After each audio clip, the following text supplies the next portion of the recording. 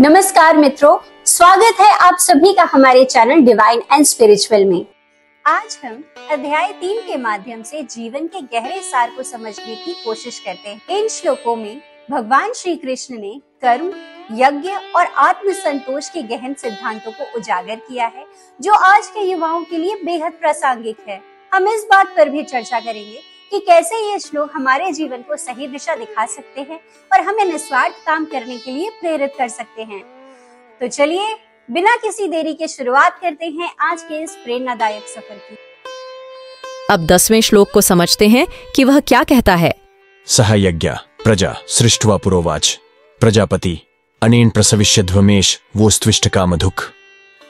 इस श्लोक का अर्थ यह है कि सृष्टि के प्रारंभ में ब्रह्मा जी ने यज्ञ के साथ मनुष्यों की रचना की और कहा कि यह यज्ञ तुम्हें अभिलाषित वस्तुएं प्रदान करेगा। यज्ञ द्वारा ही देवताओं का आवाहन कर उन्हें संतुष्ट किया जा सकता है। यज्ञ कर्म का प्रतीक है, उसके द्वारा मनुष्य अपने जीवन को पूर्ण कर सकता है। अब 11वें श्लोक को समझते हैं कि वह क्या कहता है। देवान् भावयतानेन ते देवा भावयन्तु व परस्परं भावयन्त श्रेय परम वाप्स्यथ। इस श्लोक में यह कहा जा रहा है कि जब आप यज्ञ के माध्यम से देवताओं को संतुष्ट करते हैं तो वे भी आपको संतुष्ट करेंगे। इस प्रकार दोनों के बीच एक सहयोगपूर्ण संबंध स्थापित होता है।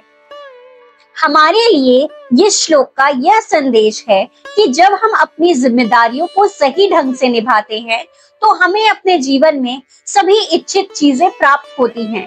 इसके लिए हमें अपने कर्मों को निस्वार्थ भाव से करना चाहिए, जिससे हमें सही दिशा और सफलता मिलती है।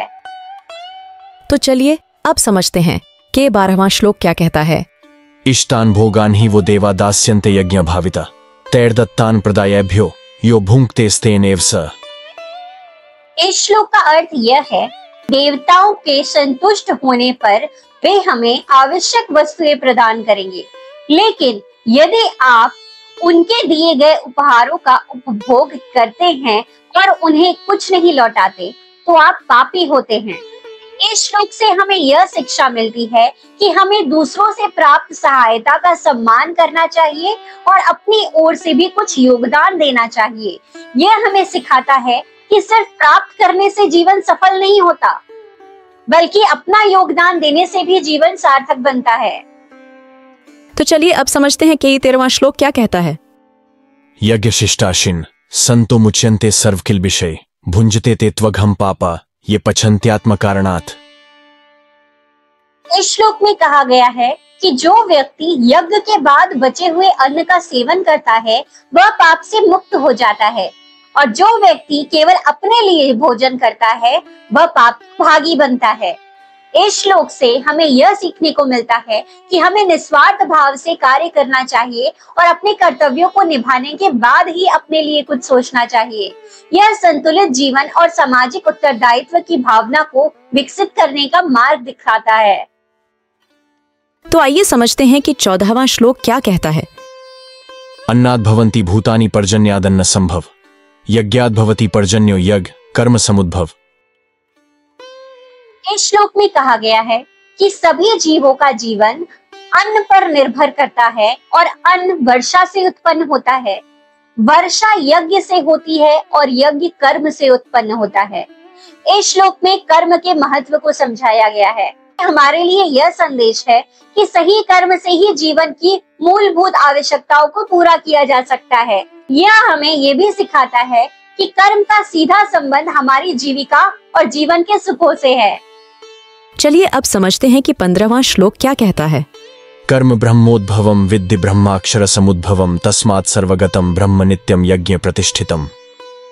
इस श्लोक में कहा गया है कि कर्म वेदों से उत्पन्न होता है और वेदों का मूल अक्षर ब्रह्म है, इसलिए सर्वव्यापी ब्रह्म नित्य यज्ञ में स्थित है। इस श्लोक में हमारे लिए यह संदेश है कि धर्म और कर्म का पालन करना ही ब्रह्म को प्राप्त करने का मार्ग है। जीवन में यज्ञ यानी निस्वार्थ कर्म हमारे उच्च उद्देश्य को प्राप्त करने में सहायक है। अब समझते हैं कि 16वां श्लोक क्या कहता है।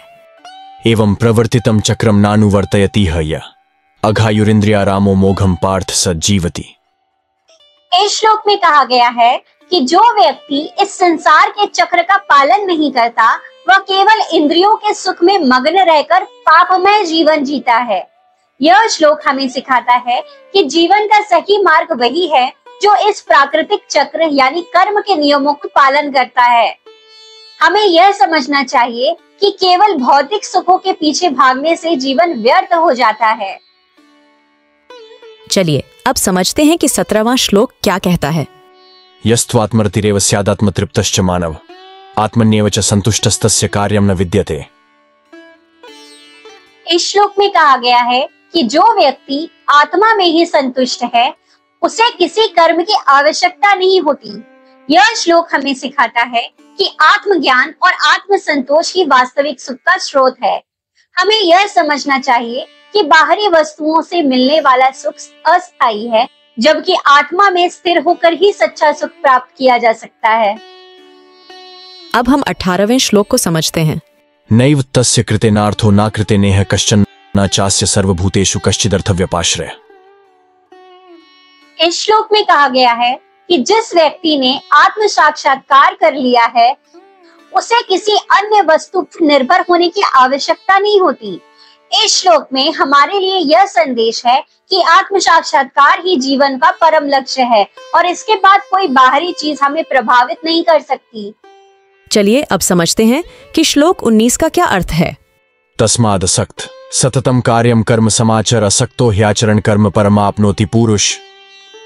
इस श्लोक में श्री कृष्ण कहते हैं कि बिना किसी आसक्ति के अपने कर्तव्यों का पालन करना चाहिए, क्योंकि ऐसा करने से ही मनुष्य परम सिद्धि प्राप्त कर सकता है। यह श्लोक हमें सिखाता है कि कर्तव्यों का पालन करना ही जीवन का उद्देश्य है और इसे निस्वार्थ भाव से करने से हम अपने जीवन को सफल बना सकते हैं। अब श्लोक 20 का अर्थ समझते हैं।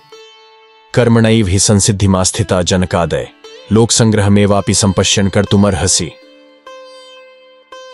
इस श्लोक में कहा गया है कि राजा जनक और अन्य महान पुरुषों ने भी अपने कर्तव्यों का पालन करके ही सिद्धि प्राप्त की है, इसलिए दूसरों के कल्याण के लिए कार्य करते रहना चाहिए। यह श्लोक में हमारे लिए यह संदेश है कि महान पुरुषों के आदर्शों का पालन करना चाहिए और समाज के कल्याण के लिए अपने कर्मों को करते रहना चाहिए। भगवत गीता के इन श्लोकों में कर्म के महत्व और निस्वार्थ भाव से किए गए कार्यों पर बल दिया गया है। इन श्लोकों से आज के युवाओं को सीखने को मिलता है कि जीवन में सफलता प्राप्त करने के लिए निस्वार्थ कर्म करना अनिवार्य है।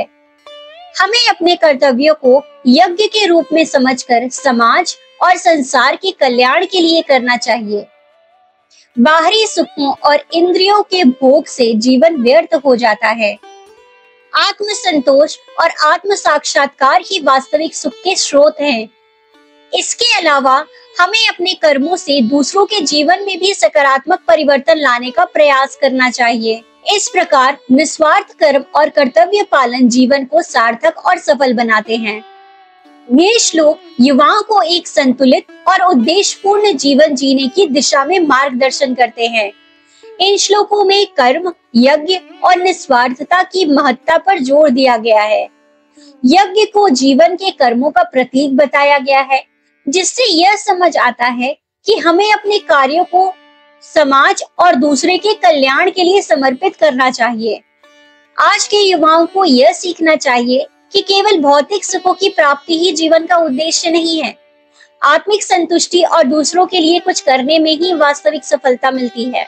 यज्ञ के माध्यम से प्राप्त संतुलन, संयोग और आत्मज्ञान से हमें यह समझने में मदद मिलती है कि जीवन में केवल लेना ही नहीं बल्कि अपना संयोग देना भी महत्वपूर्ण है।